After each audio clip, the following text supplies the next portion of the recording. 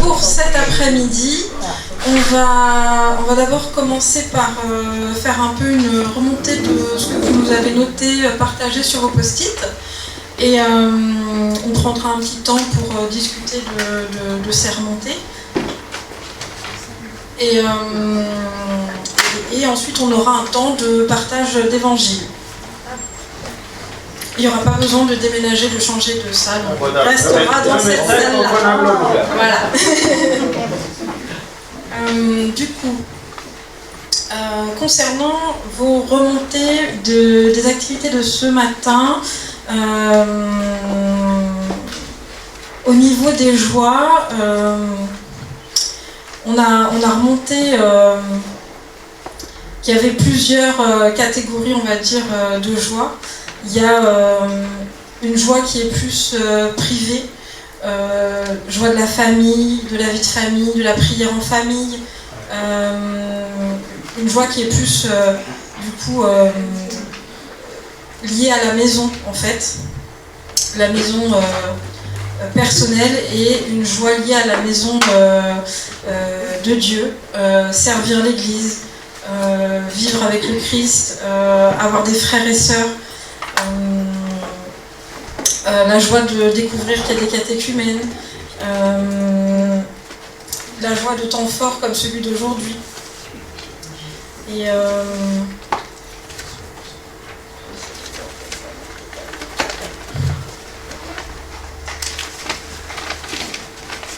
de pouvoir prier en communauté, partager la parole de Dieu ensemble. Et il y a une joie qui est liée à Dieu lui-même, pouvoir vivre une intimité avec Dieu, pouvoir se savoir aimer de Dieu, savoir que Dieu nous aime sans condition, gratuitement.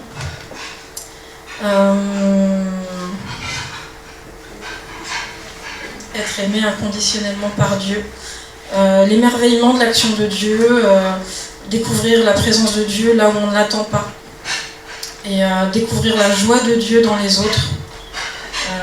Toutes ces expériences qui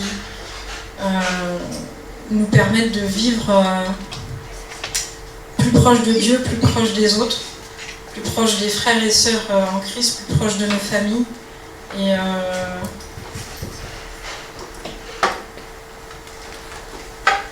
et qui nous aident justement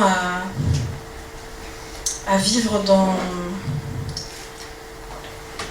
de cette vie spirituelle finalement. Il y a aussi la joie pour une personne qui est celle que nous pouvons tous faire, de la découverte combien la parole de Dieu est vivante. Elle nous rejoint personnellement pour l'aujourd'hui. Là, vous avez été... Oui. Voilà.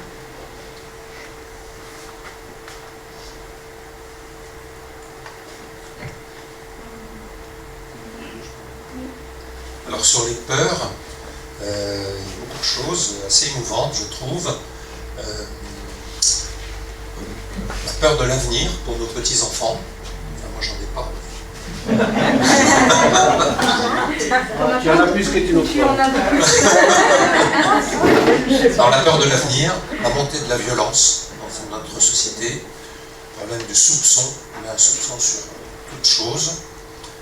Le mauvais côté des réseaux sociaux peut faire peur aussi. Voilà.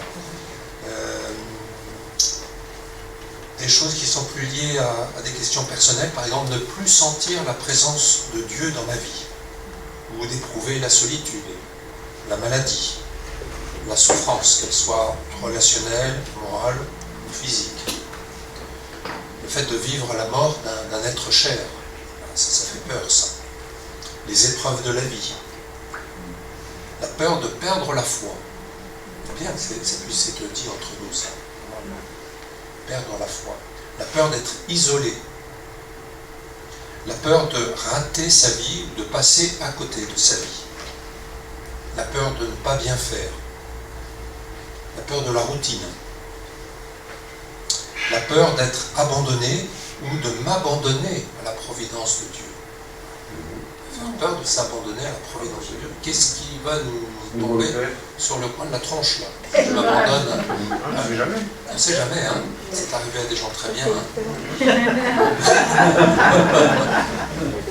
La peur d'être imparfait. Moi je trouve que c'est très touchant de pouvoir parler du soi de cette manière. La peur d'être imparfait. Qu'est-ce que j'ai oublié? Le manque de confiance dans l'avenir. C'est lié à l'avenir des petits-enfants.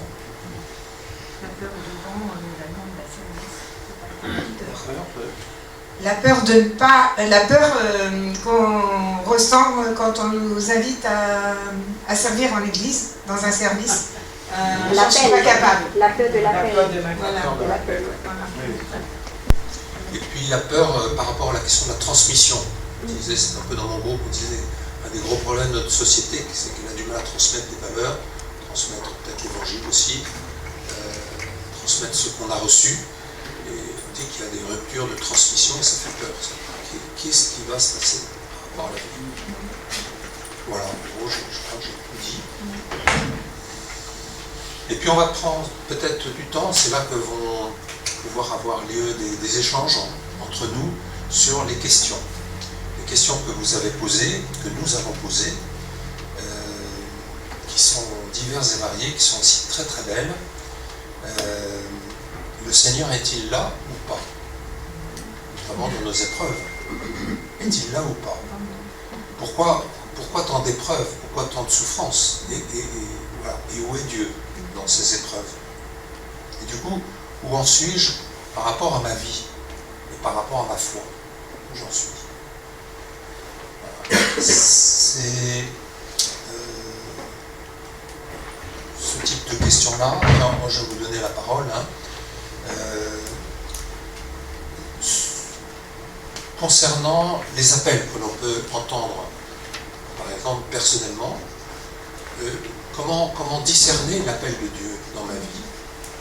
Comment discerner aussi un choix de vie précis, que ce soit le ministère presbytéral, la vie consacrée ou autre, et puis aussi comment discerner telle mission comme laïque, telle mission à laquelle je peux être appelé. Et aussi, si on m'appelle comme laïque à une mission dans l'Église, sur le secteur par exemple, est-ce que je suis fait pour cette mission? Est-ce que j'ai les bons outils aussi pour l'accomplir? Vous voyez, discernement, la question du discernement. Ensuite, oui, une autre qui va un peu dans le même sens, qu'est-ce que Dieu attend de moi? Pas facile de savoir. Quelle est la volonté de Dieu? Ça peut faire peur, mais en même temps, c'est une question. Qu'est-ce que je fais de cette question? Quelle est la volonté de Dieu? En a-t-il d'ailleurs, là c'est moi qui rajoute, a-t-il une volonté sur moi? Il n'y a pas de soi quand même. Voilà. Ensuite, plus, je ne sais pas comment qualifier, sur la vie concrète, comment être sans tomber dans le trop faire. On va en repartir, on va en parler tout à l'heure au niveau du texte de Marthe et Marie. Comment être sans tomber dans le trop faire. Comment lâcher prise? Le lâcher prise, c'est une vraie question dans la vie spirituelle. Le lâcher prise. Comment prier seul? Comment bénéficier de l'appui de la communauté dans ma vie de prière? Et puis sur le plan plus social, comment s'afficher comme chrétien dans ce monde qui quand même soit est indifférent, soit même en lutte contre... Que l'affiche soit belle. Comment? Il faut que l'affiche soit belle. Il faut que l'affiche soit belle.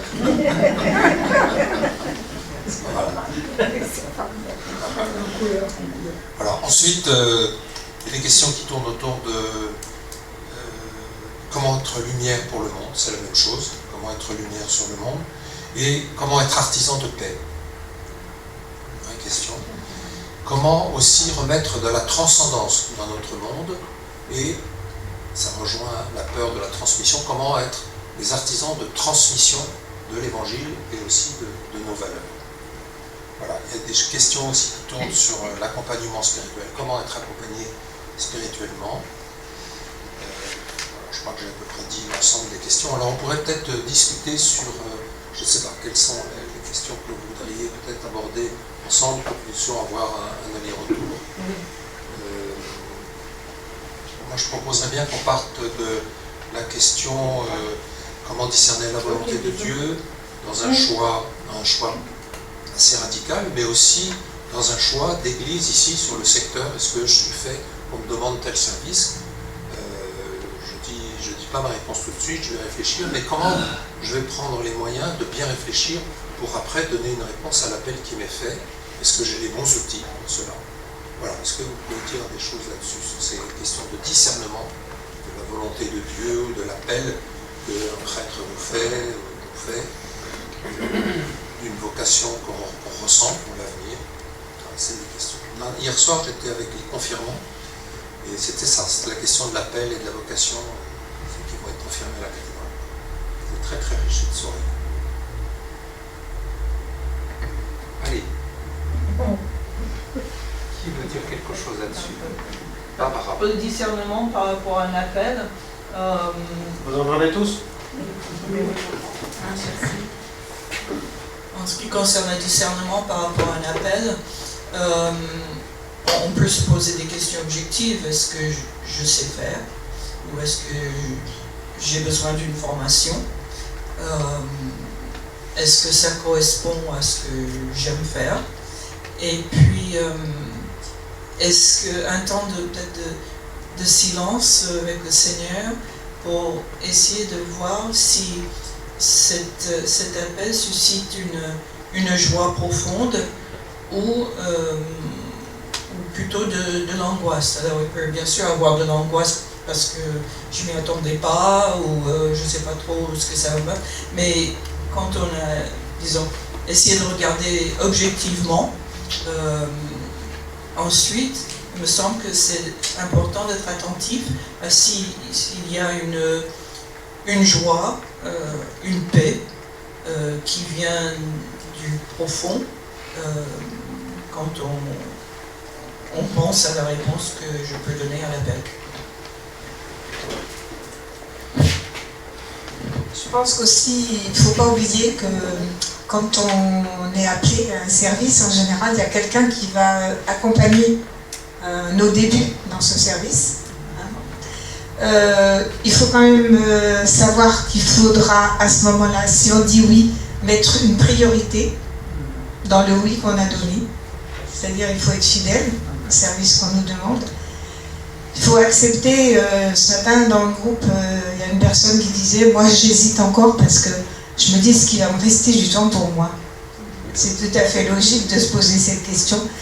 Mais je crois que ça nous renvoie au fait que Christ qui nous est dit de porter la croix, c'est-à-dire d'accepter de se dépouiller d'un peu de nos temps ou de loisirs, ou voilà, dans la limite du raisonnable, accepter avec la grâce de Dieu de partager un peu de notre temps.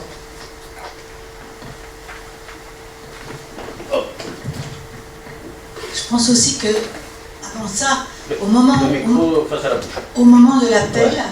je crois qu'il faut faire confiance aussi à la personne qui nous dit « tu peux faire ça ». Même si on n'est pas soi-même complètement convaincu de nos compétences, moi je fais confiance à la personne qui me dit « tu peux le faire ». Déjà s'il y a un discernement déjà de ce côté-là, ça me rassure.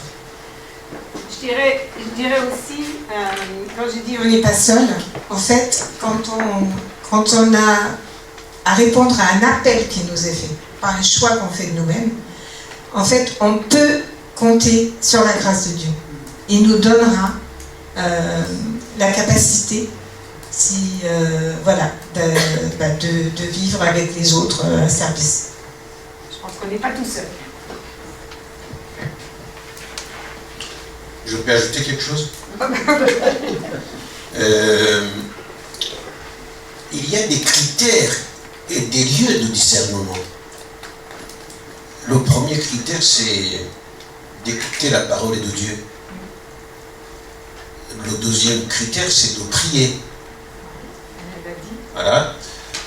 Et puis l'autre critère, c'est d'écouter les frères et sœurs. Parce que les frères et sœurs, parfois, nous connaissent mieux que nous nous connaissons. Donc c'est ça, écouter l'Église. Le Seigneur passe à travers eux. Ah oui, c'est ça. Dieu nous appelle à travers les autres. À travers les autres. Et puis il y a les événements de la vie. Il y a les événements de la vie. Mon père me disait, écoute d'abord ton sentiment premier. Si tu es appelé et que tu te dis, comment est-ce qu'il me disait ça, j'arrive pas à traduire ça. En tout cas, ton premier sentiment qui arrive le premier, il faut vraiment l'écouter. Hein? Voilà. Ça, donc il y a des choses comme ça. Parce qu'en fait, on se découvre par ce sont les autres qui nous amènent à découvrir qui nous sommes finalement. Du coup, ça nous enrichit. Et il faut savoir aussi que c'est pour un temps. Ça dépend. Maintenant, moi, c'est pour toute la vie. Ah oui, quand c'est une mission. Mais non, aussi, je pense. Un état de vie. On ne va même pas dans le sens. Puis, il faut savoir apprendre à dire non. Ah oui, ça n'a pas été facile toujours dans ma vie, de savoir dire non. Savoir dire non, c'est-à-dire écouter, comme l'a dit Juvénal, sa conscience. Ouais. La conscience est le premier et le niveau le plus haut de notre liberté, même au-dessus du pape. Hein. Ouais. Mais cette conscience, il faut qu'elle soit éclairée. Ouais. Et donc, Juvénal a rappelé toutes les médiations de cette conscience qui sont extrêmement importantes. Donc, il faut savoir dire non, parce que souvent, il peut arriver que quand on nous appelle, ça gratifie notre cher moi. Ça peut faire plaisir de dire moi je suis quelqu'un d'important puisqu'on me demande. Et donc si c'est pour servir son orgueil, là c'est mal parti. C'est très mal parti et il faut avoir l'honnêteté et le courage de savoir dire non parce qu'on n'est pas là pour se servir mais pour servir l'Église. Et souvent la tentation c'est de dire j'ai des problèmes psychologiques, ça va me conforter dans mes difficultés psychologiques. Et là, c'est un très très mauvais choix. On le paye toujours, ça. Il y a quelque chose peut-être que non. Juste une chose, c'est que c'est pas mal de demander conseil aux gens à qui tu as confiance. Demander conseil et aux gens auxquels tu estimes qu'ils te connaissent, qui t'apprécient et qui te donnent la vie. Alors, mais le premier à la vie qu'il faut suivre, c'est ce qui monte du fond de toi-même. C'est la question aussi qui est très difficile. Hein. Moi, j'y ai réfléchi tout au long de ma vie, la volonté de Dieu. Ouais. Quelle est la volonté de Dieu? On le dit souvent, cette phrase. Mais est-ce que Dieu a une volonté sur moi? Est-ce que Dieu a une volonté? Parce que être mis sous la volonté de quelqu'un, c'est ne pas être libre. Le désir de Dieu, c'est que je devienne libre. Mais pas une liberté pour moi, mais une liberté de servir les autres, les plus pauvres, de servir l'Église. Et donc, si Dieu a une volonté, moi je parlerai plutôt en termes de désir. Dieu a le désir que je développe tout le potentiel qui est en moi pour servir. Ça oui. Et donc, faire la volonté de Dieu, ça serait quelque part mettre en valeur tous les atouts que j'ai ou que je peux découvrir, parce que ce que je connais de moi n'est rien par rapport à ce que Saint Augustin le dit bien, je ne connais les choses qu'à la lumière de Dieu. Et je ne me connais pas si je ne me mets pas sous la lumière de Dieu. Et donc, pour que je puisse discerner quelle est la volonté de Dieu, il faut que je me mette sous la lumière de Dieu, et puis que j'avance dans un chemin de plus grande liberté intérieure et extérieure pour servir les autres. Et donc, c'est tout un chemin qui rejoint ce qu'on disait tout à l'heure sur le discernement. La volonté de Dieu, je ne crois pas que Dieu ait eu la volonté que je devienne franciscain ou prêtre, pour être concret, pour être très concret.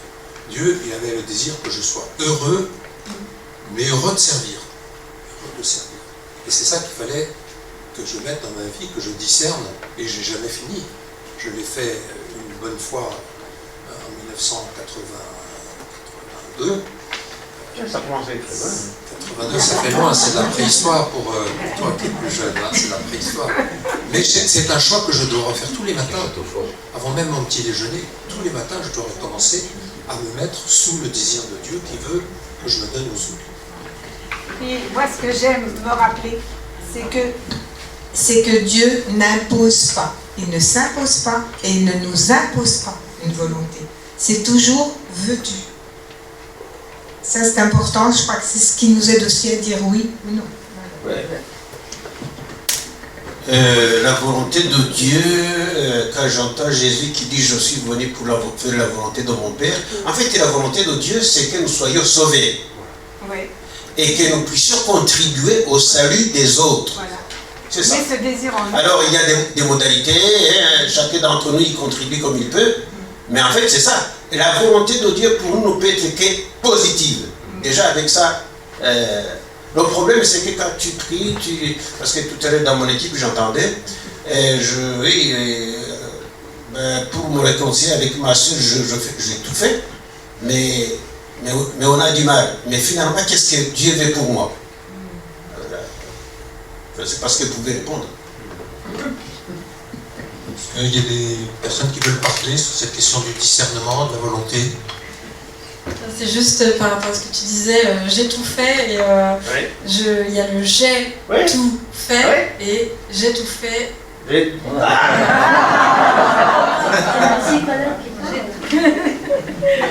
Sauf que la personne ne pense pas comme ça.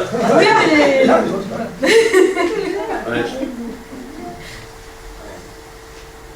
La question du lâcher-prise aussi est intéressante, parce que pour discerner la volonté de Dieu, hier soir on a entendu le texte de l'appel de Jésus à ses disciples, et donc c'est les pécheurs, vous savez, ils sont en train de pécher, et puis Jésus les appelle, laissant tout, ils le suivirent.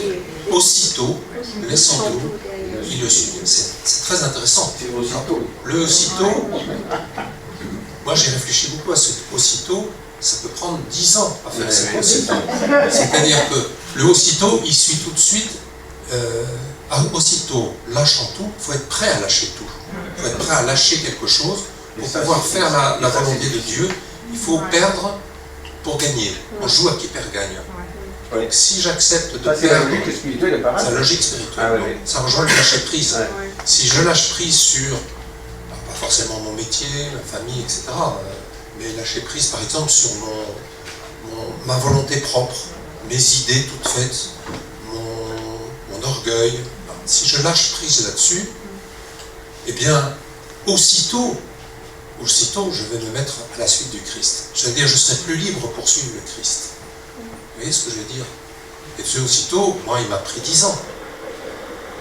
Je pense que la chose la plus difficile pour nous tous, c'est le renoncement à soi-même. Moi, je dis souvent, il ne faut pas commencer par renoncer à soi-même, parce que sinon, on fait une spiritualité volontariste.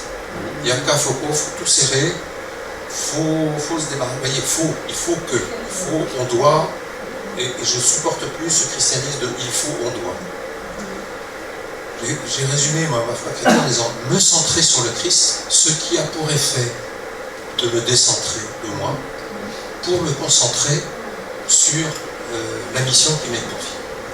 Centrer sur le Christ, ce qui a pour effet de me décentrer de moi-même, pour me centrer, me concentrer sur le service des autres et des plus petits. Et je trouve ça intéressant parce que le décentrement, il est la conséquence du fait de nous centrer sur le Christ. Parce que quand même, la vie spirituelle, c'est se centrer sur le Christ. Et de là, de ce l'esprit. Par la force de l'esprit. Et de ce centrement du Christ découle le reste. C'est-à-dire, si je vais à la source, qui est le Christ, le reste coule de source. Je crois que ça, c'est une vérité de la vie spiritueuse. Et vous pouvez ne pas être d'accord avec moi. Effectivement, moi tu parlais du Foucault, enfin cette démarche volontariste. Le micro, c'est pour.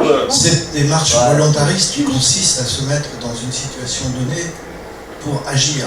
Je pense qu'il y a aussi, effectivement, dans l'ordre de la vie, il y a le mot, j'ai joie. L'émerveillement est un moteur. Et quand le Christ, quand les apôtres suivent le Christ, ils ne le suivent pas parce que c'est bien de le faire, ils le suivent parce qu'ils ressentent en eux ce désir de le faire. Et je pense que dans toutes nos missions, il est aussi très important qu'on ait qualité intérieure qui fait qu'à un moment donné, les choses prennent sens et qu'à ce moment-là, tout le reste suit.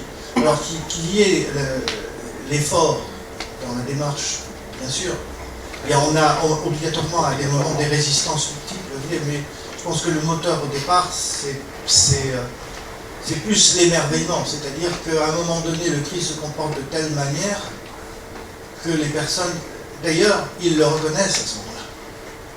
Ils ne le reconnaissent pas ils le reconnaissent parce que sa présence et sa vie entraînent tout le reste.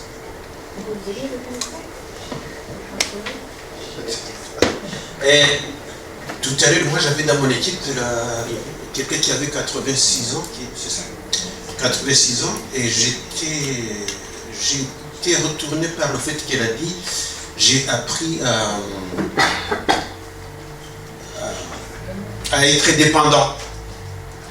Mais je pense que le lâcher prise nous apprend petit à petit à accepter d'être dépendant. Et c'est pas gagner ça. Et ça ne peut se faire que dans une démarche, dans un cheminement spirituel. Donc moi je dirais le fait de lâcher prise avec le côté d'accepter d'être dépendant. Et parce que nous tous on va vers là. Hein. Mais vaut mieux se préparer. Si on regarde par exemple le jeune homme riche qui dit au Christ, que faut-il faire pour avoir la vie éternelle?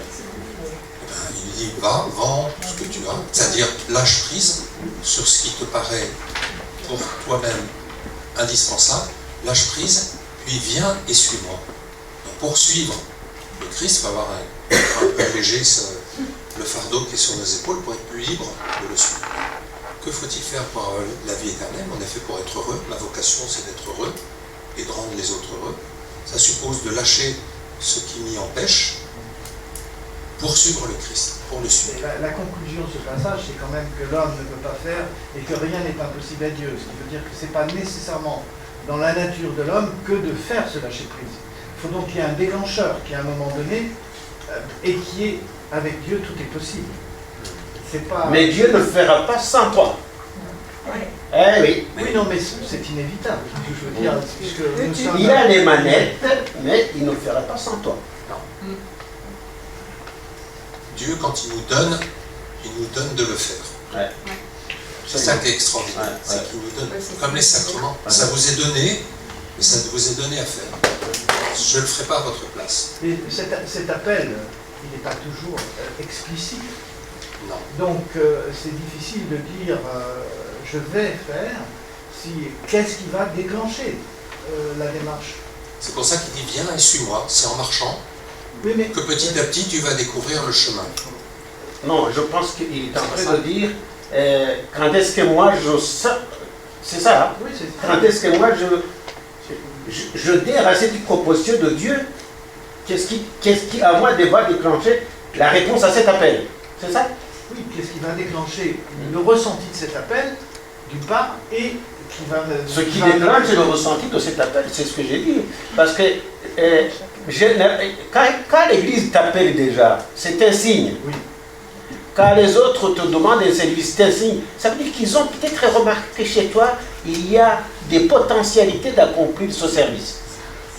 C'est dans ce sens-là.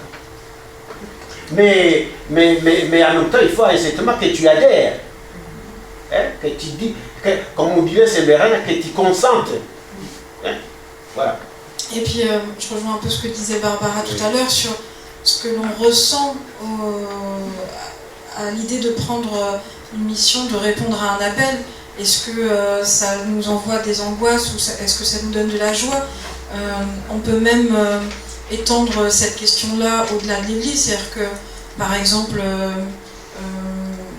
lorsque on vous appelle à du bénévolat pour une association, lorsque là il y a eu les élections, vous avez peut-être été sollicité pour les dépouillements, des choses comme ça. En fait, on est tout le temps appelé à des choses et on ressent toujours quelque chose. Ah non, alors, ça non, alors, pas du tout. Ou ah oui, super. Et enfin, on ressent quelque chose quand on est appelé à faire quelque chose. ou à aller quelque part, et ce qu'on ressent nous donne une indication sur la volonté de Dieu pour nous quelque part. Et je m'excuse de parler trop, mais je voudrais aussi dire qu'un bon appel, un bon service dans l'église, c'est celui qui va me faire grandir dans la foi, dans mon humanité, dans ma vision ecclésiale. Si le service dans lequel on m'appelle, je sens que ça ne va pas m'épanouir, et en tout cas que ça ne m'épanouit pas, c'est qu'on s'est trompé d'adresse. Voilà. Oui. Je voulais dire aussi par rapport à l'appel, comme tout à l'heure vous disiez que quand Jésus a appelé les apôtres ils ont répondu, comme vous disiez, spontanément, aussitôt. Mais il y a aussi le témoignage dans la Bible, Jonas. Il a pris peur, il n'a pas répondu aussitôt, mais 3 jours après, il a répondu à l'appel. Donc, il y a beaucoup d'appels. Et moi, Jonas me parle beaucoup dans mon appel que Père Juvenal m'a dit. J'étais restée 3 jours vraiment dans l'angoisse. Et voilà, il y a différents appels, mais il y a le moment favorable où on se pose, on se met au cœur à cœur avec le Seigneur, et le Seigneur nous donne la force d'y répondre à son appel, si c'est vraiment sa volonté. Amen. Amen.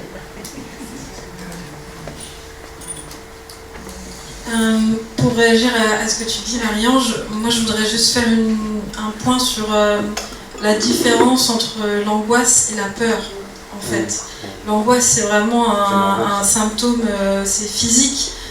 C'est une crise d'angoisse, c'est une manifestation du corps, c'est un symptôme, et Dieu ne nous dit pas ne fais pas de crise d'angoisse, il nous dit n'ayez pas peur.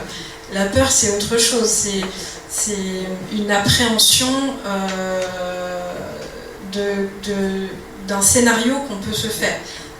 C'est pas forcément la même chose que l'angoisse, où l'angoisse c'est vraiment une manifestation physique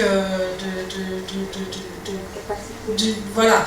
Et donc pour moi c'est important de faire la distinction entre les deux, et parce que Dieu nous dit n'ayez pas peur, et effectivement lorsqu'on est appelé à des missions où parfois on ne se sent pas la capacité, d'autres, comme le dit Juvenal, d'autres ont pu discerner en nous la capacité d'eux, et en fait accepter la mission peut aussi nous permettre de découvrir des choses sur nous-mêmes finalement. Et je pense qu'il faut accepter qu'on ait tous des limites. Parce qu'il ne faut pas attendre de savoir, voilà, non. Il faut accepter d'avancer pas à pas. Et je crois que quand on commence à accepter nos propres limites, on est capable et on peut comprendre les limites des autres. Donc en fait, on fait notre chemin comme ça. Je voudrais souligner aussi un point important, il y a une question, le Seigneur est-il là ou pas? Où en suis-je par rapport à ma foi? Je me suis rendu compte d'une chose, par exemple, je vais donner un témoignage personnel. Moi, j'ai cheminé pendant 6-7 ans avant de demander mon entrée dans l'ordre des franciscains. J'avais une grande paix, j'avais fait une retraite, j'étais accompagné par un prêtre, j'ai été accompagné par un groupe aussi de jeunes de mon âge, enfin, j'avais pris tous les moyens, puis de prier, etc. Le jour où, d'ailleurs, c'est le jour où le pape Jean-Paul II a eu cet attentat, c'est ce jour-là, je demande mon entrée chez les franciscains, ce qui est accepté. Ils ont pris un grand risque, mais il a été accepté. Un grand risque. Mais figurez-vous qu'en sortant du bureau du provincial, j'ai été pris de panique. Je suis allé dans une cabine téléphonique, ça existait à l'époque. J'ai téléphoné à ma meilleure amie en lui disant « Je crois que je viens de faire la plus belle connerie de ma vie. » La plus belle connerie de ma vie. Au fond, je veux parler de quoi là? Je veux parler de la psychologie et du sentiment dans la vie spirituelle. Si je me fie uniquement à ce que je ressens, à un moment donné, ce que je sens ou ce que je ne sens pas, voilà, Dieu, je ne le sens pas, il n'est pas présent dans ma vie, j'ai eu telle épreuve, j'ai eu un scandale dans l'église qui m'a choqué, Dieu n'existe pas. Si je me fie uniquement à mon sentiment, je ne suis pas encore assez mûr dans ma vie spirituelle. Et donc Dieu est plus grand que mes sentiments, il est plus grand que mon cœur même, tout entier, heureusement. Et donc, je me suis dit, en sortant de la cabine téléphonique, bon, ok, ce soir, tu vas dormir un bon coup, et demain matin, ce sera un autre jour. Et le lendemain matin, j'ai retrouvé la paix profonde qui m'habitait. Et d'ailleurs, elle ne m'avait pas quitté. Mais si je suis trop attentif à mes sentiments, je vais, à cause de tel événement, je vais dire Dieu n'est pas. Ou bien Dieu est, parce qu'on a vécu un rassemblement extraordinaire, c'est fabuleux, on a vécu le Frat, on a vécu... Et Dieu est extraordinaire. Et puis après, le lendemain matin, je retourne ma vie quotidienne, banale, et je dis, ben, Dieu n'existe plus. Vous voyez, l'attention psychologique, il faut y être attentif, savoir ressentir ce qu'on ressent, mais en même temps, Dieu est plus grand que notre psychologie. Il faut se méfier de l'émotionnel. Exactement. Parce que c'est un pouvoir. L'émotionnel est au pouvoir aujourd'hui, mais et il est très important, mais ce n'est pas le critère qui doit discerner la présence de Dieu. C'est la vraie paix. Et d'ailleurs, Saint Paul le dit, les fruits de l'Esprit Saint. Ouais. C'est la paix, c'est la joie, l'amour, fraternel, la bienveillance, la patience, la douceur. Merci. Je vais faire comme Cécilia. Je vais faire comme Cécilia, le ressentiment. Non mais attends, ça sort pas de moi. Hein. Ah, pour comme ça, c'est de toi.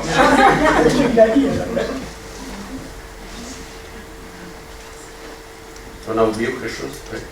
Quand je pense, et peut-être on va passer au temps suivant. Non, mais vas-y, on trouve. Quand on regarde les disciples d'Emmaüs, ils sont accablés par la mort du Christ et ils s'en vont tout déconfits vers Emmaüs. Et il y a un inconnu qui les rejoint. De quoi parliez-vous tout en marchant? Ben voilà, celui en qui on a mis toute sa confiance est mort, c'est fini, terminus, tout le monde descend, et plus personne. Et qu'est-ce que fait l'inconnu, qui est en fait le Christ? Il fait remonter le chemin à partir des Écritures en ce qui le concernait, lui le Christ. Voilà. C'est ce qu'on appelle le travail de relecture. Je crois que dans tout discernement, chaque fois que nous arrivons à relire, par exemple, on peut prendre le temps en couple ce soir. Moi, je ne suis pas en couple ce soir. Je vais relire ça tout seul avec Dieu. Qu'est-ce que je retiens de cette journée? Ça permet de donner du poids à telle parole ou telle rencontre qu'on a fait et lui donner le poids de la présence de Dieu. On dit, ben, là, Dieu était vraiment présent.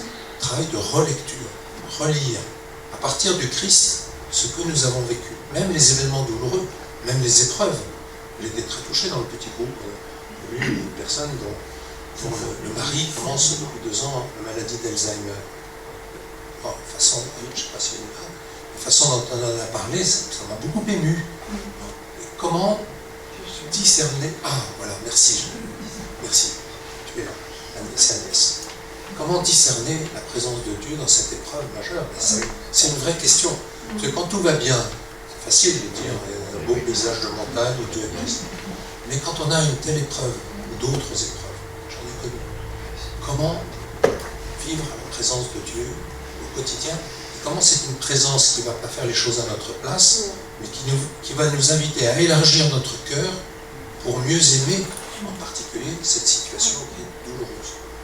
Et en même temps, quand on a entendu le témoignage des Carliers ce matin, parce que lui, il a quand même, franchement, mais c'est vrai, c'est pas si simple quand c'est soi-même qui est dans le pétrin. Mais en même temps, Dieu est avec nous dans l'épreuve, mais dans l'épreuve, nous avons tendance à penser qu'il n'est pas avec nous. On doute des fois. Je peux dire que... On doute des fois de sa présence. On doute de sa présence. Oui, c'est ça. Je ne sais pas s'ils l'ont bien dit, mais en fait, dans tout ce qui est épreuve, qu'est-ce qu'on peut aider par la prière des autres? Ils l'ont dit. Et ça, on l'a vérifié tellement souvent. Donc, voilà. De savoir qu'on peut s'appuyer sur la prière des frères. Quelque chose, Agnès? Non, ça va. Dans l'épreuve, moi j'ai vécu l'épreuve de la guerre du Rwanda où j'étais prisonnier pendant 48 jours. Si Linda est là, il va dire que je suis déclaré mort. Bon, ce que je sais, c'est que la prière se transforme en engueulade à l'égard. On engueule Dieu. Et là, tu te dis, la prière des psaumes, effectivement, ça a du sens. Et tu comprends. Et mercredi passé, je disais aux gens de Palaiso, j'ai compris à ce moment-là ce que c'est espérer contre toute espérance. On n'a pas envie de mourir. Hein? Et donc, on engueule Dieu. Voilà. C'est une forme de prière. Je disais souvent à mes frères prisonniers qu'au moins, au lieu de vous taper la tête contre le mur, engueulez Dieu pour tout ce qui vous est arrivé, tout ce que vous avez fait, et au moins lui, il vous écoutera. Vous aurez au moins une personne qui vous écoutera. Un pauvre cri, le Seigneur entend. Le plus jeune fait passer le micro. Je crois que tu voulais parler. C'est qui? Ah, vas-y. J'ai pas soulevé ce problème ce matin. Comment faire quand on est en couple et on est tous les deux croyants, mais pas il y en a l'un de deux qui ne sont pas pratiquants. C'est mon cas. Mon mari il a été baptisé, il a eu tous les sacrements comme moi, mais il n'est pas du tout pratiquant. Donc, ça dépend des jours. Oui, quand je le force. Quand il vient, c'est que je le force. Ouais. Il n'y a personne qui a une réponse. Il y a une réponse. Pratiquer, c'est pas d'abord aller à la messe tous les dimanches. Pratiquer, c'est pratiquer le respect, l'amour, la justice, la bienveillance, la douceur. Et le reste, c'est le mystère de cette personne avec son Seigneur. C'est ça. C'est pas, c'est pas notre problème, c'est le mystère du Seigneur avec nous. Il n'a pas personne occupé là. Qui vient encore Ok. Moi, je dis de temps en temps, le Seigneur nous a foutus ici, il n'a qu'à s'en occuper. C'est d'abord à lui. C'est son boulot. Bah oui. C'est à lui de penser, la personne. Bon. C'est ce que je me disais souvent quand je rentrais de la prison, crevé. J'avais été comme une éponge en absorbant des situations pas possibles. Crevé. J'allais à mon lavabo, mais je l'ai déjà dit plusieurs fois, j'allais à mon lavabo. Répète, c'est pas grave. Je me lavais les mains. Et puis, tiens-moi ça. Et puis je vais comme ça, Seigneur. J'ai tout gobé, toutes ces souffrances, etc. Maintenant, je le dépose à tes pieds. Tu les cloues à ta croix. Le sauveur du monde, c'est pas moi, c'est toi. Maintenant, c'est ton boulot. Je me repose. Et ça fait du bien. Pas garder en soi ce qui ne nous appartient pas. Ça, c'est une bonne santé spirituelle. Pas garder en soi ce qui ne nous appartient pas et rendre à Dieu ce qui est à Dieu. C'est lui le sauveur du monde. Ça m'a permis de me débarrasser, je ne sais pas si c'est une fois pour toutes, parce que je le garde toujours un peu, du complexe du sauveur. Dans la vie spirituelle, c'est hyper important. Je crois que je ne m'en suis pas encore complètement débarrassé, mais j'ai fait des pas de géant. Heureusement que le Seigneur m'a donné des grandes jambes.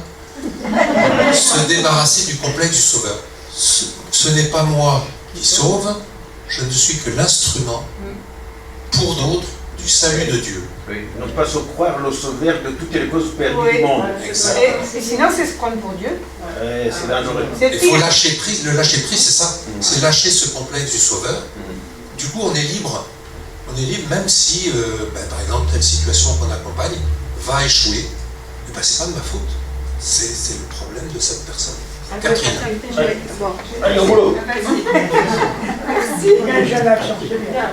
Mais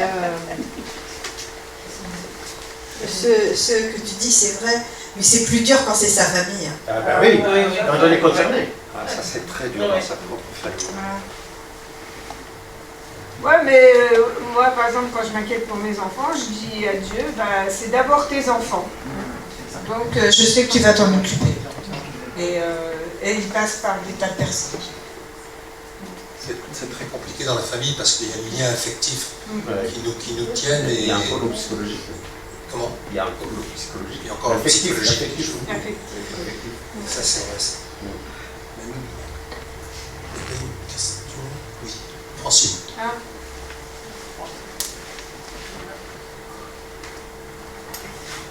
Je vous remercie pour ces paroles. Parce que moi, sans doute que je me prends pour Dieu. Ah bon? Et que je suis tellement malheureuse de toutes les misères que je rencontre. Et voilà ce que vous me dites. Je vais essayer de l'appliquer. Je crois que c'est inévitable quand on a du cœur d'être éprouvé par la souffrance De l'autre, mais ce qu'on sait, c'est qu'en fait, ça ne nous appartient pas. Voilà, on le remet à Dieu. C'est la grâce qu'on a.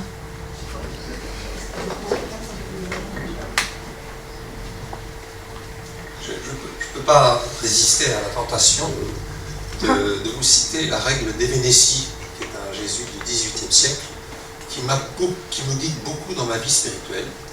Je vais essayer, c'est un paradoxe. Hein. Agis. Alors, ça va être l'objet de la deuxième partie. Non, je le dirai tout à l'heure. C'est mieux. Je vous laisse le suspense. Je vous laisse le suspense. En commençant, je me suis dit, non, c'est tout à l'heure. On va passer au temps suivant, si vous voulez bien, parce qu'on a... Hein, c'est bien. On va lire ce texte de l'évangile Marthe et Marie. Tu l'as affiché sur le tableau. C'est toi qui le lis. Alors, l'objet, non. Toujours mieux fait par les autres que par soi-même. C'est reposant. C'est reposant. Donc, si vous voulez, on va lire cet évangile qu'on connaît tous très très bien. Et puis après, on vous propose de vous mettre par petits groupes de 5 sur place, les 5-5, c'est-à-dire 5 minutes, en gros. Et je vous dirai un peu les questions. D'accord ?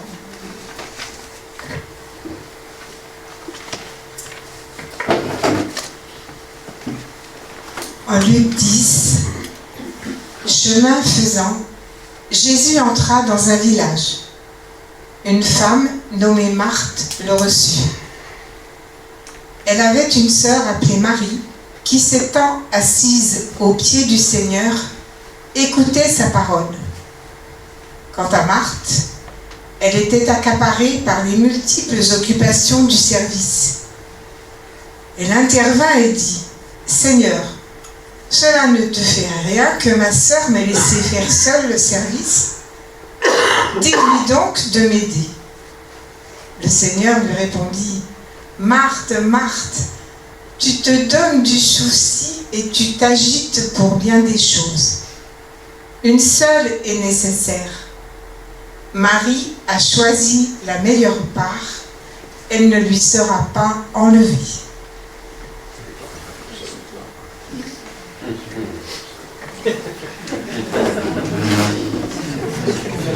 Alors, comment la question que nous avons bâtie tous les trois, on s'est vu un certain nombre de fois, hein, on a bossé. 3 fois, non ? Oh, plus que ça, 4 fois. Comment, dans nos vies, hein, c'est concret, tenir ensemble Marthe et Marie et les réconcilier pour porter du fruit. Qu'est-ce qui, dans le texte, les oppose et qu'est-ce qui, dans le texte, les unit? D'accord? Donc, je répète. Vous l'avez sonné la question comme ça? C'est marqué là. Oui. C'est la question qui est là. Si on a oublié, on rejette un coup d'œil. Voilà. Comment tenir ensemble Marthe et Marie? Qu'est-ce qui les distingue et qu'est-ce qui les unit? On propose que vous preniez la méthode synodale qu'on a utilisée ce matin, c'est-à-dire prendre une petite minute de réflexion personnelle. Ensuite, on parle à tour de rôle sans s'interrompre, pour que chacun puisse avoir le temps d'aller jusqu'au bout de ce qu'il pense. Et puis, après, peut-être... On a 45 minutes. Ah, c'est 45 minutes. Oui. Ah, c'est pas 5-5. C'est pas 5 Oui, minutes. mais on est 5-5, C'est 45 minutes. 5-5-45 minutes. Donc, on a du temps. Donc, prends un petit temps personnel. Chacun ensuite répond à ces questions en s'écoutant, s'interrompt pas, ne pas à dialoguer, à dire je suis pas d'accord avec toi. On s'écoute. Et puis après, on reprend. On fait la Après, on fait la remontée. Mais on fait la remontée à partir d'une conviction ou d'une question que vous voudriez faire remonter à la grande assemblée. D'accord? Et là, on n'aura pas un grand temps, mais on va essayer de dire des choses quand même importantes sur justement comment tenir ensemble l'action, la contemplation dans nos vies. Comment tenir ça ensemble. D'accord?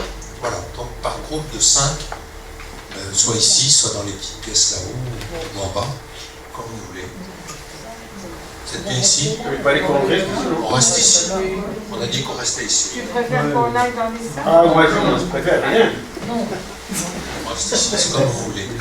Nous sommes libres dans la maison de Dieu. Est-ce que je peux le voir, le texte?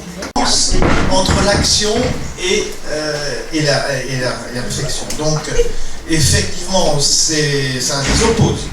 Il y en a une qui est au fourneau, et puis il y en a une autre qui écoute la parole. Bon. Alors, ce qui les unit, c'est qu'en fait, toutes les deux accueillent Jésus. Elles sont d'accord pour accueillir Jésus. Alors, ensuite, comment est-ce que nous faisons nos choix? Je ne sais pas qu'est-ce qu'on peut dire d'autre sur... il n'y avait plus d'autres questions, donc on a remarqué qu'il y avait un petit sentiment de jalousie chez Marthe. Oui, alors, effectivement, en plus, c'est vrai qu'on ne connaît pas le contexte du texte, donc on ne sait pas si effectivement il y a un jugement critique de Jésus sur Marthe. Il attire l'attention à Marthe du fait Marie a choisi la meilleure part, mais il ne critique pas nécessairement et qu'elle gardera.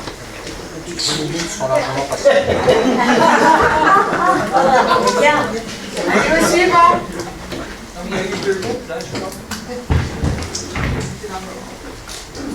Ok, alors, nous, déjà, la première question, comment les concilier? Alors, comment les réconcilier? Alors, on a exposé, on a relevé le fait que Jésus a mis l'accent sur l'importance de la nourriture spirituelle, parce qu'il dit, Marie a choisi la meilleure part. Donc, voilà. Donc, elle a choisi de passer du temps à ses pieds, de passer du temps dans la présence du Seigneur. Et pour lui, c'est ce qui prime. Voilà. Toutefois, il ne néglige pas l'importance de la nourriture physique. Voilà. Et comment les réconcilier? On a relevé le fait qu'on est beaucoup actif, on a beaucoup d'activités, mais on passe moins de temps dans la présence du Seigneur.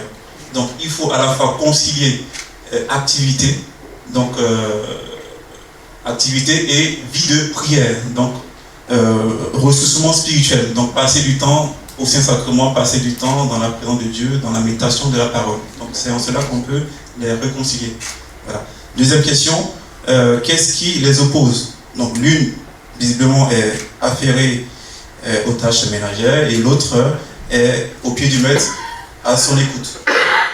Donc c'est ce qui les oppose. Et la troisième question, c'est qu'est-ce qui les unit? Donc clairement, c'est Jésus qui est au centre de la vie. Voilà.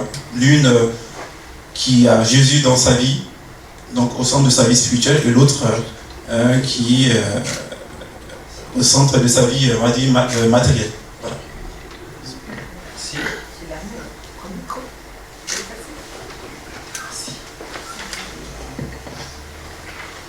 Quel groupe pour la suite? On n'a pas fait pour rapporter. Ah, on n'a pas fait pour dire.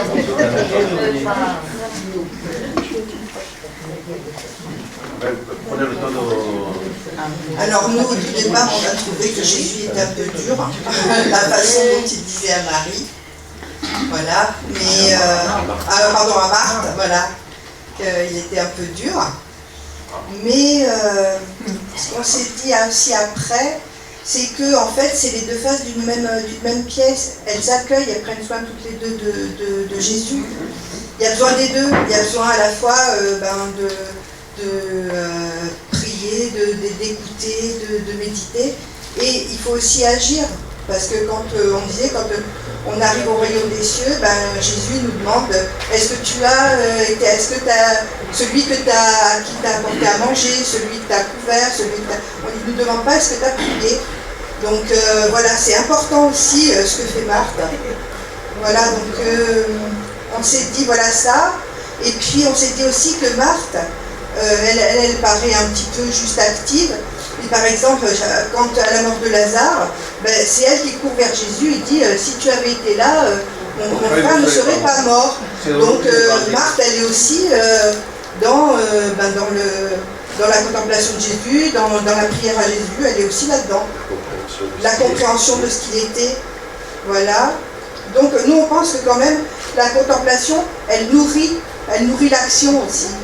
Donc il y a les deux dans le texte. C'est peut-être ça qu'on veut nous montrer un petit peu, qu'il faut qu'il y ait les deux. Voilà. Je peux dire quelque chose si vous voulez, on l'a pas bien compris.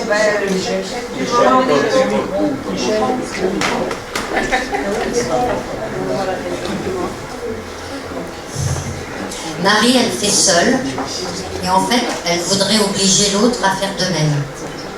Et en fait,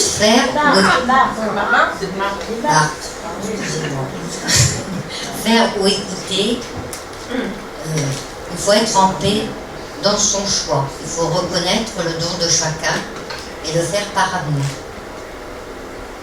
Après, il y a quelqu'un d'autre qui a dit, il va d'abord voir Marthe dans sa maison. Il rentre dans cette maison et c'est pour Jésus. Et elle reçoit Jésus. Elle l'accueille. Elle accueille Jésus en lui avant de s'acquitter. Je suis moi d'abord, quelqu'un disait, mais ne disent rien au fond. Laissez chacun faire et en fait assembler le tout comme un couple. Elle a eu cette image-là, comme vous venez de le trouver. Une seule nécessaire de Jésus. Le but, rendre service pour écouter et comprendre et apprendre. Elles sont sœurs, elles vivent ensemble, c'est pas facile, mais chacun a son rôle. Et il faut faire la jonction des deux rôles. Ce qui les unit, c'est qu'elles aiment toutes les deux Jésus.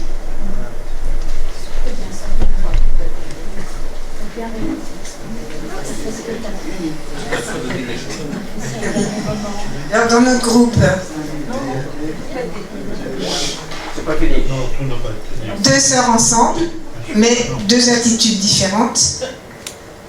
Ça nous invite, il y en a un qui a dit, ça m'invite, enfin sa réaction c'est mettre Dieu dans tout ce qu'on fait, même dans l'action, Dieu est là. Attention, l'attention peut-être qu'il faut avoir, enfin que la personne a dit, c'est ne pas avoir trop d'activisme. C'est le combat de lier la foi et les œuvres, l'engagement, la vie spirituelle, l'engagement social. Attention de ne pas tomber dans l'activisme. Dieu à la source, d'accord.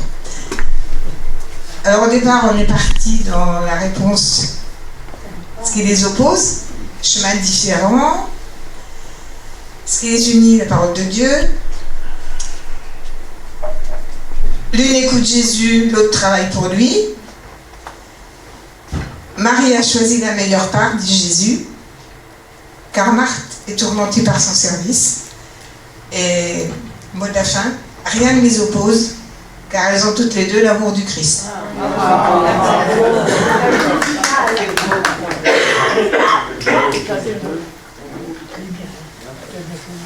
D'autres interventions là-bas? Gentil. Elle devait parler, elle ne parle plus. Vas-y, Jordi. Non, tout simplement, tout ce qui a été dit, on l'a dit aussi, pour la deuxième question de ce texte qui est à l'écran, qu'est-ce qui dans le texte les oppose et les unit? Bon, mais pour la première question, je trouve qu'on n'a pas beaucoup répondu dans la salle. on s'est posé la question, comment est-ce que nous pourrions réconcilier et porter du fruit. Notre réponse, alors c'est une réponse qui vaut ce qu'elle vaut, c'est à partir des joies et des difficultés que nous avons entendues tout à l'heure. La première réponse qu'on a eue, ça a été lâcher prise. Et en lâchant prise, Marthe ou Marie seraient certainement en train de faire toutes les deux la cuisine et toutes les deux en train d'écouter Jésus. Si elles savaient lâcher prise l'une et l'autre. Et la deuxième réponse qu'on a avancée, c'est surtout ne comparons pas. Deux enfants sont différents l'un de l'autre. Marthe est différente de Marie. Ne les comparons pas. Elles font chacune ce qui est inscrit dans leur cœur. Et donc, faisons chacun ce qui est inscrit dans nos cœurs. Très bien. Bravo.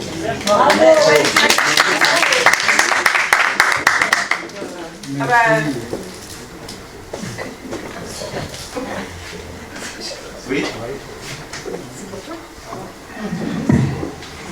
D'écrire cette belle phrase, chacun ce qui est inscrit dans le cœur. Alors, c'est la parole à Cécilia. C'est elle l'administration générale. Nous avons beaucoup travaillé tous les trois sur cette question. Je trouve que ça a été l'objet de vraiment de beaux partages entre nous trois. Et dont nous sommes les bénéficiaires, ça nous a fait vraiment cheminer, nous écouter. Ça a été vraiment très riche. Alors, je te laisse alors du coup, effectivement, on a eu beaucoup d'échanges ensemble, mais pour démarrer sur ces échanges ensemble, je vais reprendre une petite chose que j'ai pu dire avec le groupe avec lequel j'ai partagé juste avant, que effectivement, parfois dans la même journée, on pouvait être et Marthe et Marie, et que le témoignage d'Isabelle de ce matin nous l'illustrait bien.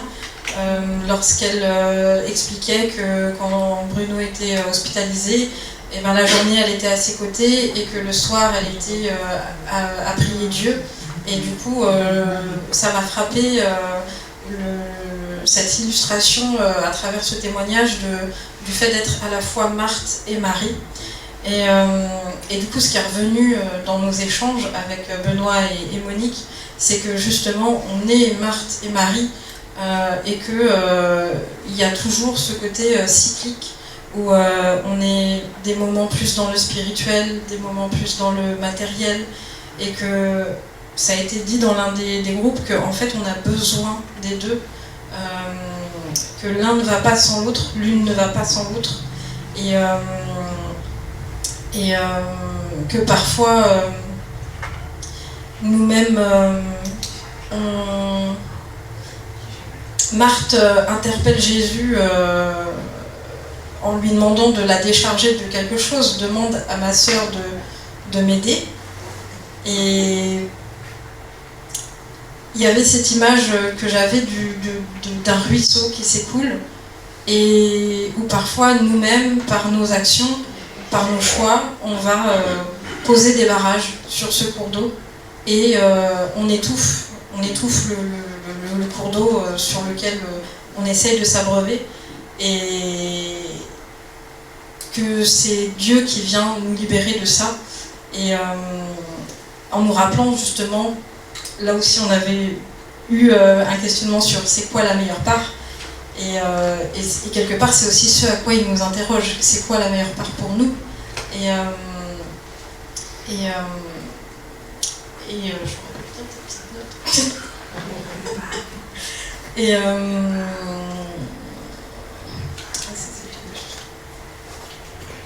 et c'est vrai qu'on avait eu cette comparaison aussi avec la respiration. C'est-à-dire que pour respirer, il y a deux gestes à faire. Est-ce que vous identifiez les deux gestes à faire? Et du coup, effectivement, il y a inspirer, expirer, et l'un ne va pas sans l'autre. Si on ne fait qu'inspirer, on est en apnée, et quand on est en apnée, on ne tient pas bien longtemps. Et donc du coup, le fait de effectivement lâcher prise, là-dessus et d'accepter qu'il y a un cycle qui se met en route et qui nous accompagne, que ce soit au cours d'une journée ou au cours d'une vie, et qu'on peut passer de l'un à l'autre, de l'une à l'autre. Et ça a été très justement aussi rappelé qu'à la mort de Lazare, c'est Marthe qui cette fois-ci est la première à aller au-devant de Jésus pour l'interpeller.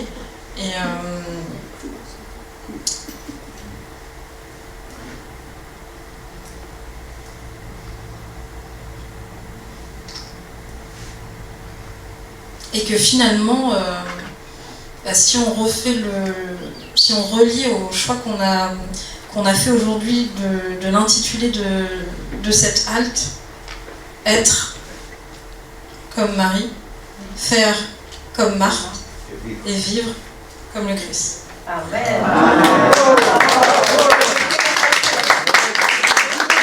Répète Cécilia et Être comme Marie, faire comme Marthe.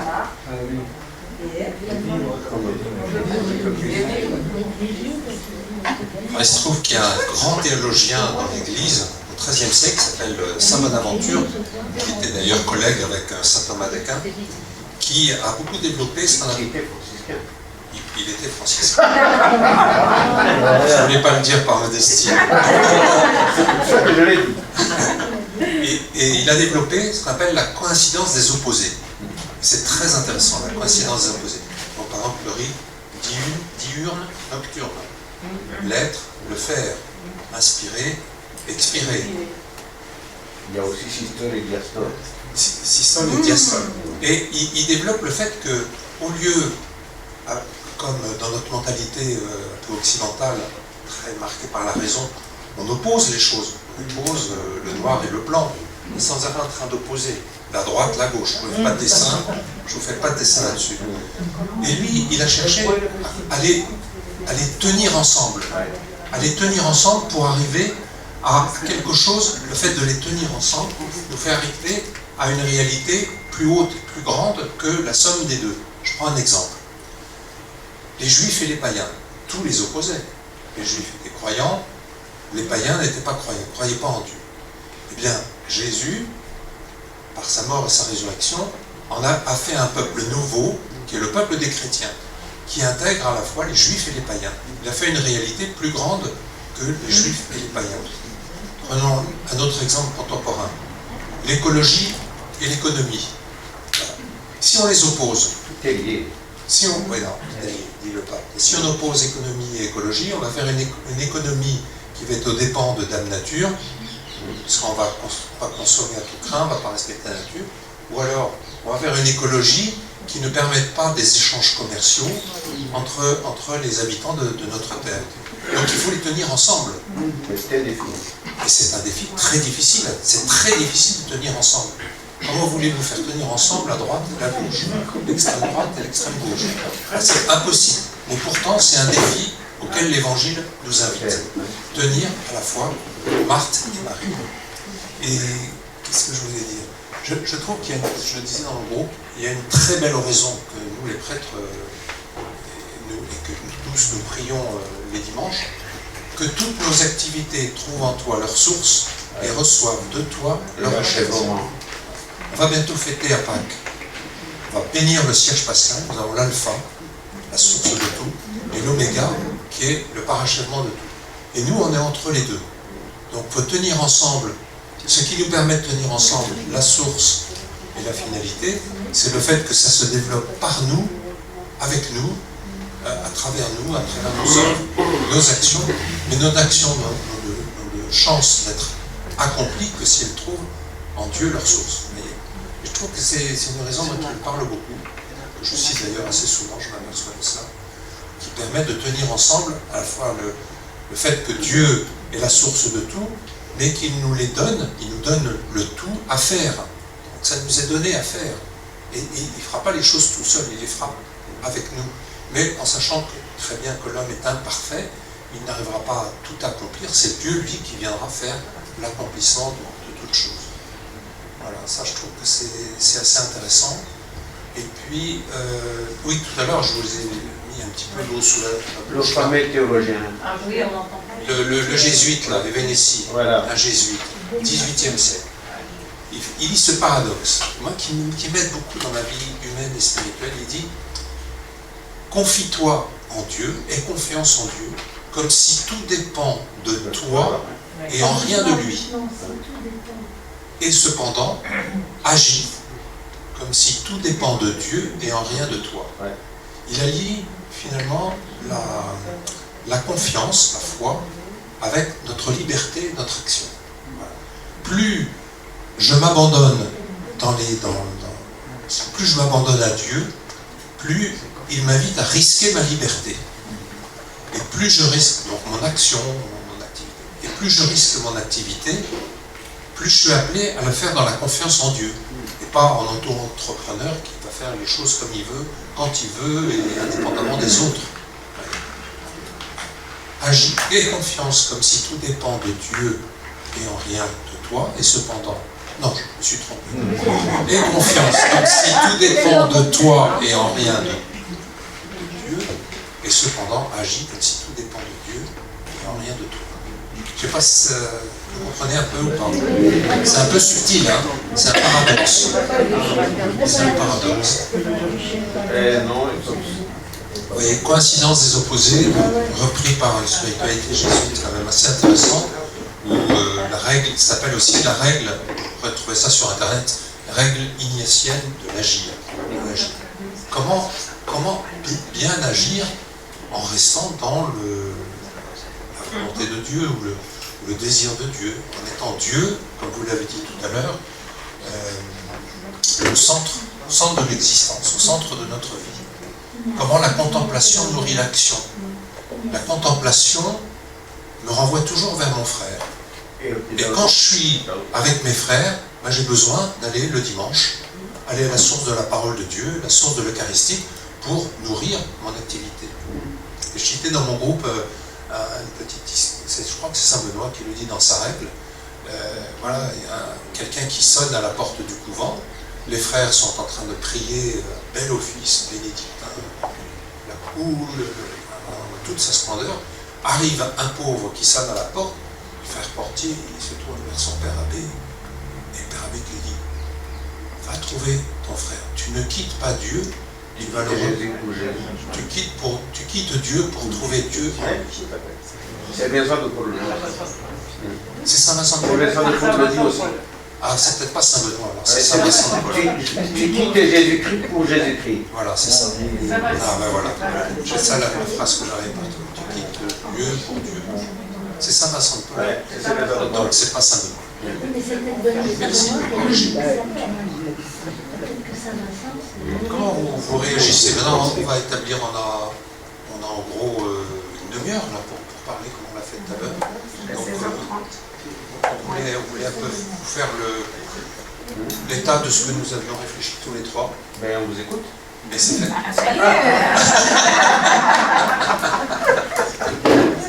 Vous pouvez pas faire ça.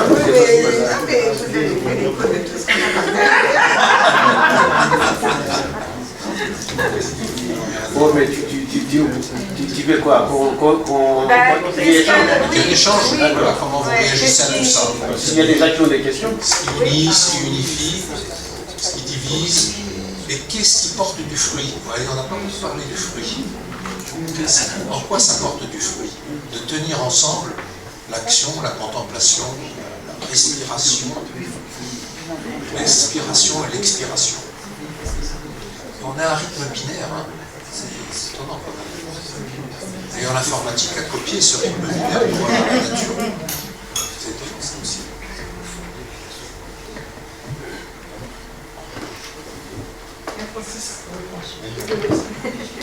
Alors, moi, je voudrais revenir, excusez-moi, sur une question qui avait été posée par Agnès, quand elle a demandé qu'est-ce qu'elle peut bien faire pour son mari qui n'est pas bon, qui croit mais qui ne veut pas venir. Et ça m'a fait penser à deux saints de l'Église, Sainte Monique et Saint Augustin. Sainte Monique qui est la mère de Saint Augustin. Donc l'histoire nous apprend que Sainte Monique a prié des années durant pour la conversion de son fils. Voilà. De son fils. Il a fait baptiser son mari. Voilà. Donc elle est partie, elle a prié, l'histoire nous raconte qu'elle a prié, chaque jour elle priait pour sa conversion. Et elle est même allée voir des prêtres et des évêques pour avoir des conseils. Et un jour, un évêque lui a dit, le fils de tant de larmes ne peut pas se perdre. Et au final, Saint Augustin, bon, il est cité parmi les saints de l'Église. Donc pour dire que la prière est capable de retourner le cœur d'une personne. Donc voilà, moi ce que je peux lui dire, c'est de porter son mari dans la prière, de ne pas arrêter d'intercéder pour lui. Voilà, même si on ne voit pas les fruits tout de suite, mais voilà, Dieu peut changer son cœur, ou même si ce n'est pas maintenant, Dieu peut l'accueillir auprès de lui. Voilà. C'était juste ma contribution. Oui, mais il prie, quand on est à la maison, il prie. Et puis il me dit, et puis c'est vrai ce qu'il me dit en plus, il me dit, c'est pas tous les gens qui vont à l'église qui sont plus pratiques. Oui,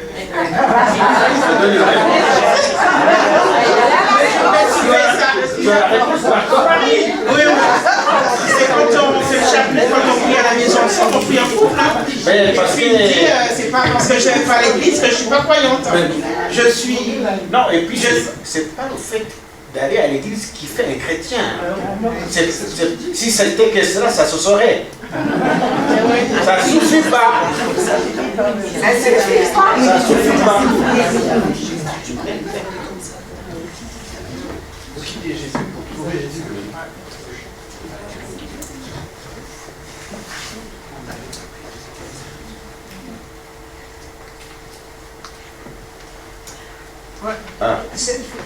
Il y a quelque chose qui me vient à l'esprit.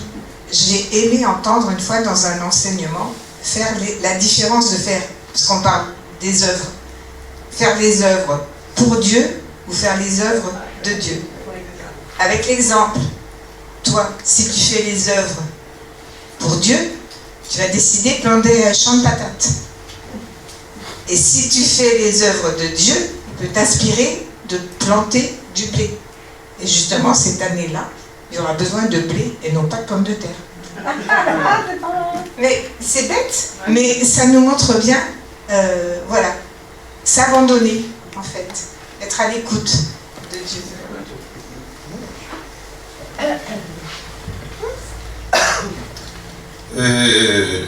Moi je trouve que quand même c'est un combat qui est d'allier la contemplation et l'action. C'est un défi de tous les jours, de tous les temps, de tous les instants. Et je constate aussi, enfin je me trompe peut-être, que est-ce que nos services dans l'Église contribuent à la croissance de notre foi? C'est une question que je me pose. Parce que je constate que j'ai l'impression qu'on nous a appris à être dans l'activisme, beaucoup plus que de vivre nos services ecclésiaux dans un cheminement spirituel. Et c'est un défi. Moi je trouve que pastoralement, il faut être vigilant à ce niveau-là. Mais voilà, c'est un point de vue que je donne. Je ne sais pas si vous le partagez. Moi, je crois qu'effectivement, on peut faire le constat, et on le voit autour de nous, si on est trop dans l'action et qu'on n'accueille pas la grâce de Dieu, mais on s'épuise. Et si on est habité par l'amour de Dieu, ça donne des ailes. Moi,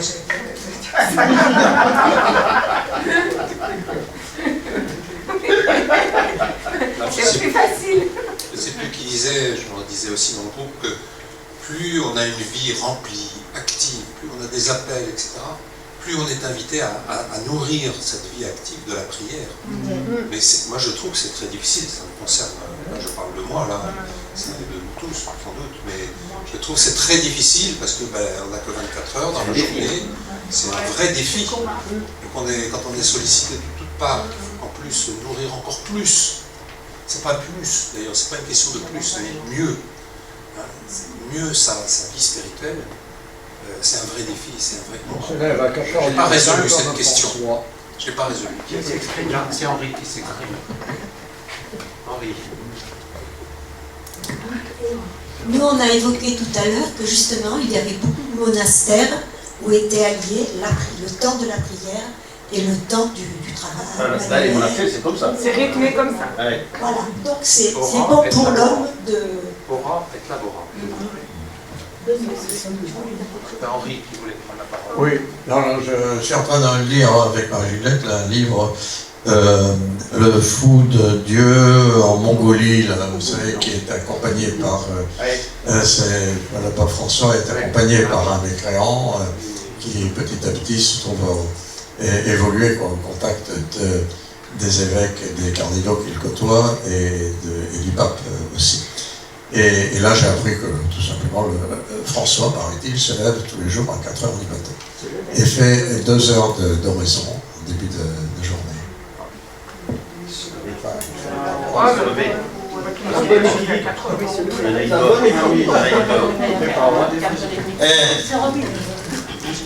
Il y a autre chose que je voudrais aussi, un constat. C'est vrai que ça fait mal lorsqu'on constate qu'il y a quelqu'un qui met en avant l'activisme, l'activisme.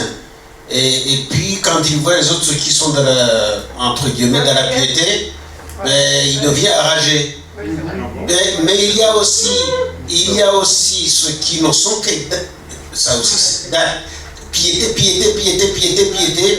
là aussi ça pose problème. Donc c'est comme dire que la jonction des deux est quand même, c'est difficile, mais c'est très important à faire. Voilà.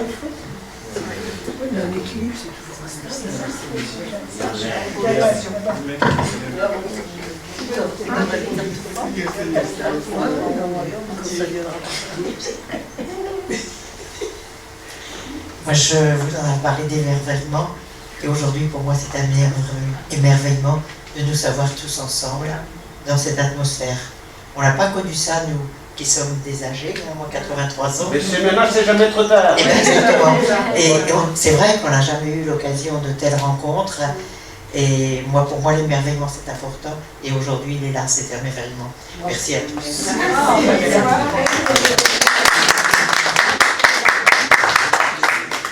Je pense à une chose aussi. Quand nous célébrons la messe, comment articulons-nous l'activité de la liturgie, ça veut dire l'activité de la prière. Comment articulons-nous l'activité de la prière et la respiration, c'est-à-dire des temps de silence, des temps où...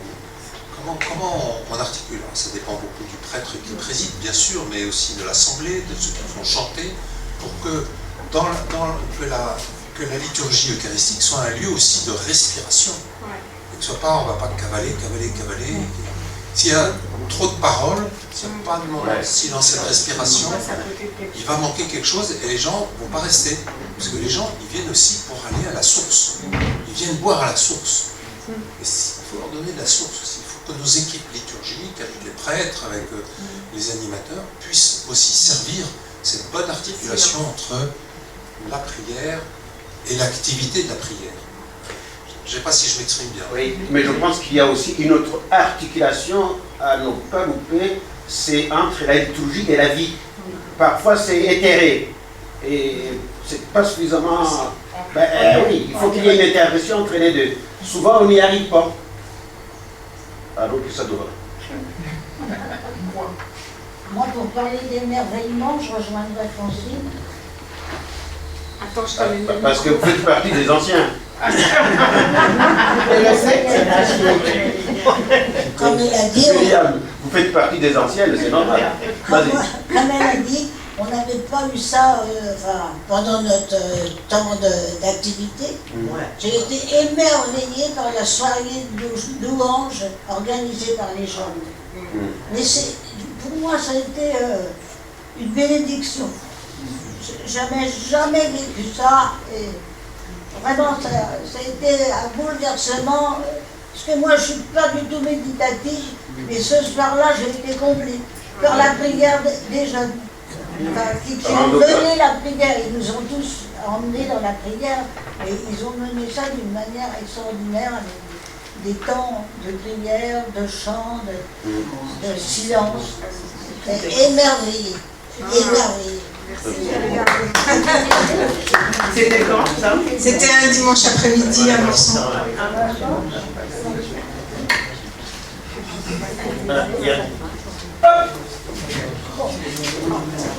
Bon, je fais partie du catéchuménat et parfois j'ai beaucoup de travail.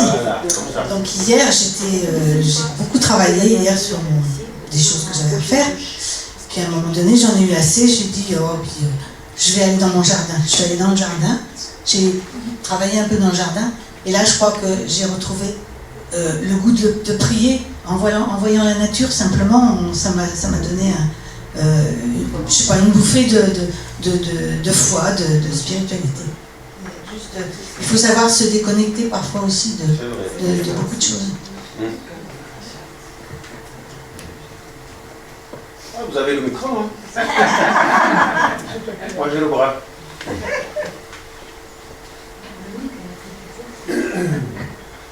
Non, j'ose pas vous dire ce que je pense. Mais vas-y,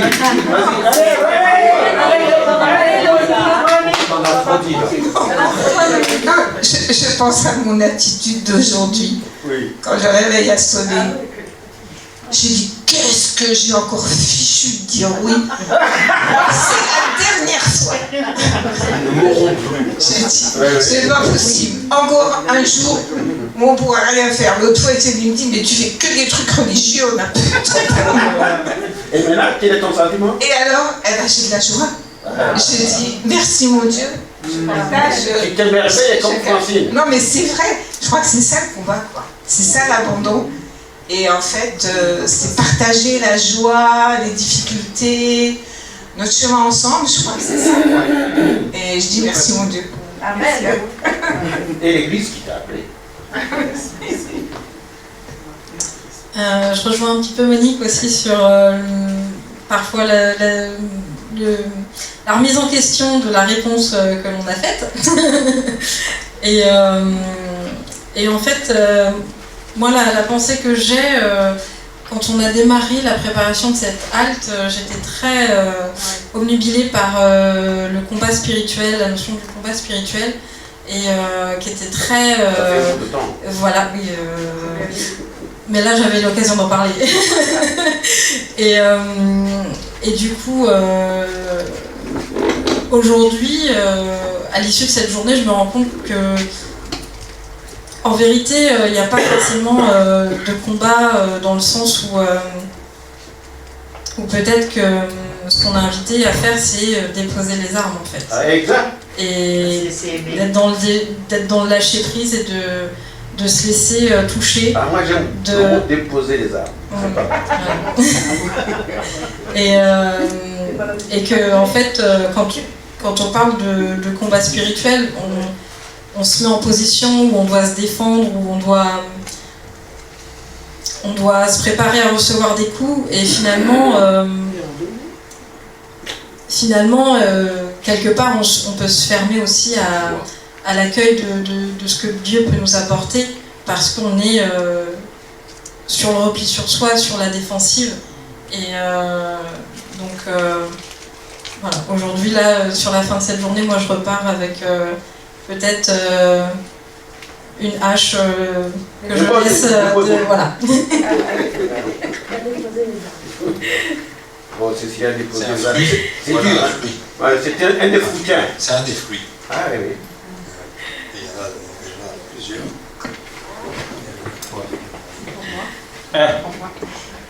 Vas-y Sandra. Alors moi j'ai beaucoup de choses à dire, ou très peu. Je suis émerveillée par cette journée.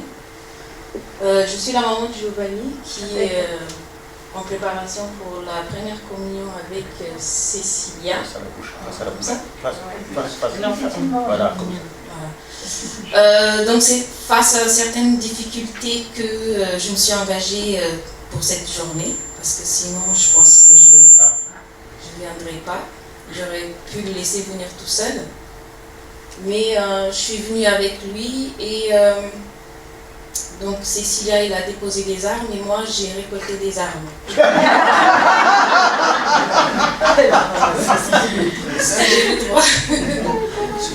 Alors aujourd'hui, je sens franchement que je suis armée pour combattre les difficultés en fait de ma vie de maman, de femme, de fille et de sœur. Donc c'est grâce à certains témoignages, je suis un peu émue, que... Ça, c'est le coup de l'Esprit Saint. Oui, parce que j'allais parler justement de lui. Oui, j'ai compris en fait qu'il fallait rejoindre en fait le chemin de Christ en fait pour réussir. Parce que j'ai cherché des psychologues, plein d'aide et que vraiment c'était devant moi et que je n'avais pas vu.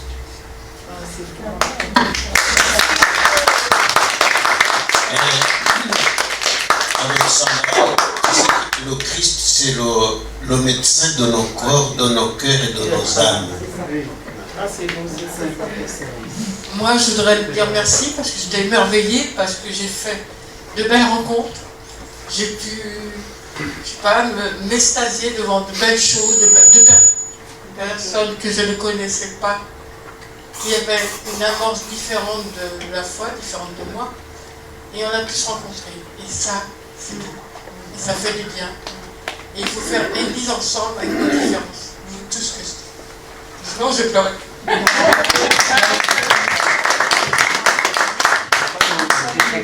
Tu as vécu, la journée? Avec Giovanni. C'est pas moi qui pose la question pour l'instant. Comment tu as vécu la journée et quels fruits tu retires?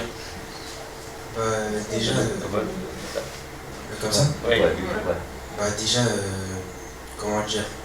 Enfin, j'étais venu avec un peu d'appréhension parce qu'il y avait personne de mon âge au début. Mais finalement, surtout sur le premier temps, avec le premier groupe, j'ai vraiment aimé. Et c'est là que j'ai atterri à cette journée. Et même, j'ai vu ma mère en fait, encore plus s'intéresser à ça, s'investir. Même moi, je me suis investi, alors que je ne pensais pas au début. Et j'ai fait une nouvelle connaissance et franchement, j'ai bien aimé. Bravo.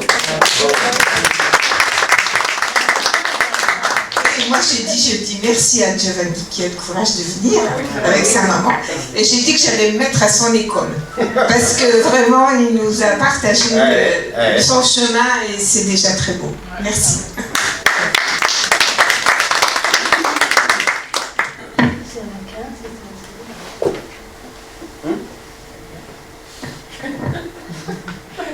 Linette devait parler. Ah oui, Linette, on t'a pas entendu. J'allais le dire. Ah. Dommage. Je veux dire ce que je disais là, c'est tout. Oui. Micro, face à la bouche. Je vais redire ce qu'on a dit, c'est tout ce que je peux dire. Bon, on verra. Pour moi, être et faire, c'était très important. J'ai enfin compris. Dans ma vie, je faisais beaucoup. J'ai passé des années à ça. Et j'avais perdu le fil, c'est-à-dire je n'étais plus pratiquante. Et puis dans les difficultés de la vie, je suis revenue doucement à la pratique et donc je suis redevenue moi-même. Je me suis redécouverte avec les yeux des autres. Et voilà, je suis très contente d'en être là maintenant. Donc j'avais dit laisser chacun être et faire et assembler le tout, c'est la vie d'un couple. Et pourquoi tant de divorces? Et j'ai trouvé la solution. Ma fille a demandé la préparation au mariage. Bon, avant, venant de Madagascar, elle a continué à se perfectionner, à faire sa communion et tout ça. Et puis quand elle a voulu se marier, elle a demandé d'elle-même. J'étais fort contente parce que, à côté d'un couple, disons laïque, de païens, eh bien, elle a un plus avec son mari. D'ailleurs, ça dure. Maintenant, ils ont 2 enfants. Et je vois l'approche, ils se sont déjà posé les bonnes questions, ils ont déjà beaucoup avancé pour vivre chacun justement Marthe et Marie. Et c'est un couple qui marche grâce à ça. Et si on n'a pas compris ça déjà au début, c'est difficile. Voilà, c'est tout ce que je voulais dire. Merci.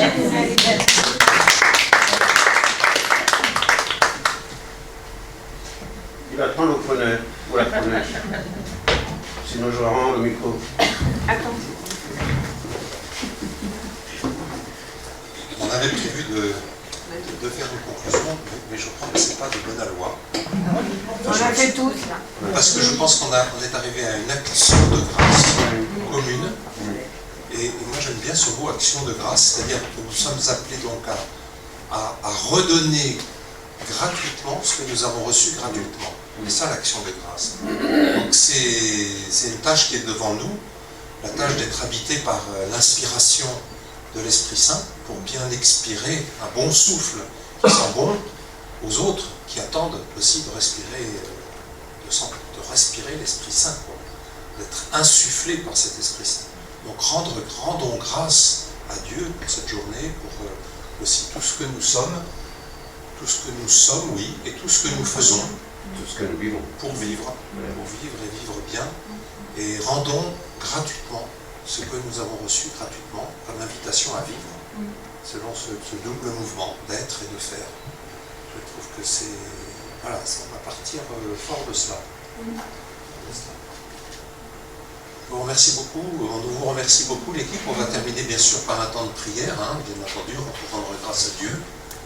Oui, alors oui, de toute façon, il vaut mieux que nous remercions le groupe Benoît, Cécilia et puis Monique. Ils font partie de l'équipe pastorale. C'est sûr que nous sommes défaussés, mais donc vous pouvez les applaudir parce qu'ils sont très bons.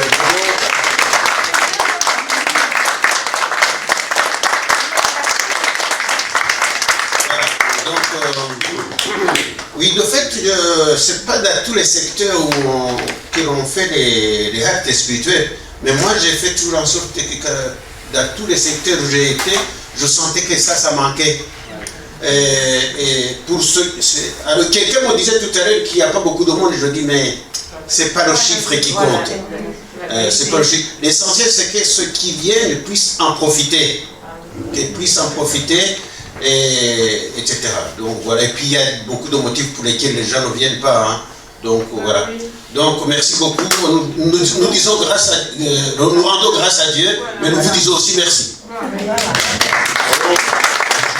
propose aussi d'applaudir la marque de la journée, Linda.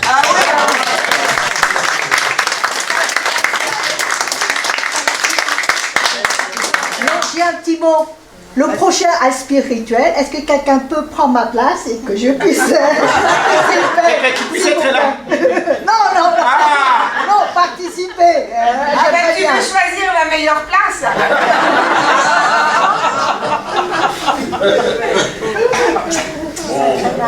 Alors on va faire un temps de prière. Ouais. On vous suit. La petite phrase de oui, on va la copier. Vous aurez les... Ah ça, on voulait vous donner cette belle phrase. Ne cherchons pas à faire davantage pour Dieu, cherchons à vivre davantage avec lui. Et notre vie portera du fruit. C'est une très belle phrase. Ne cherchons pas à faire davantage. Et le pape François, dans son encyclique Laudato Si, dit non pas vivre plus, mais vivre mieux. Non pas avoir plus, mais vivre mieux. C'est davantage. Avant la prière, je voudrais dire que le listing que j'ai mis que les gens remplissent là, si vous désirez avoir un peu tout ce qui se passe ici, vous pensez à mettre au minimum votre numéro de téléphone ou l'adresse mail pour que je puisse vous envoyer. Sinon, que l'adresse mail soit lisible. Oui, bah, il y a le numéro de téléphone, donc je peux toujours appeler la personne pour leur demander si jamais c'est revenu. Donc voilà. Si vous désirez, si vous ne voulez pas, je ne vous force pas.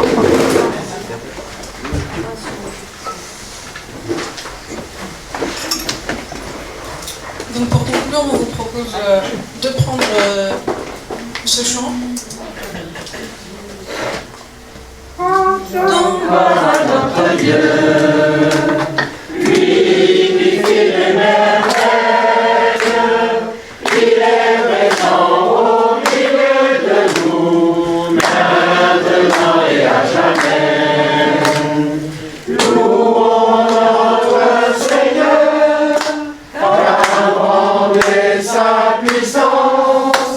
lui qui nous a créés, nous ayons la vie.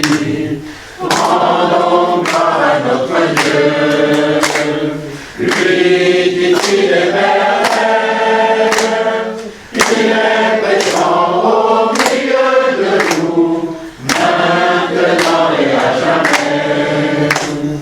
Invoquons notre Dieu, demandons-lui sa grâce, il est notre sauveur, notre libérateur.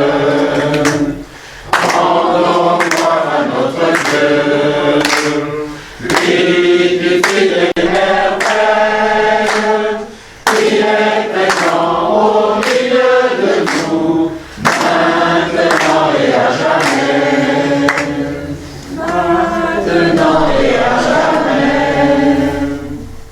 Bien Seigneur, que toutes nos activités trouvent en toi leur source et reçoivent de toi leur achèvement, et que le Seigneur nous bénisse et qu'il nous garde, le Père, le Fils et le Saint-Esprit. Amen. Alors maintenant, on va laisser Lindan comme Marie, et nous, on est tous des Marthes pour ranger la salle.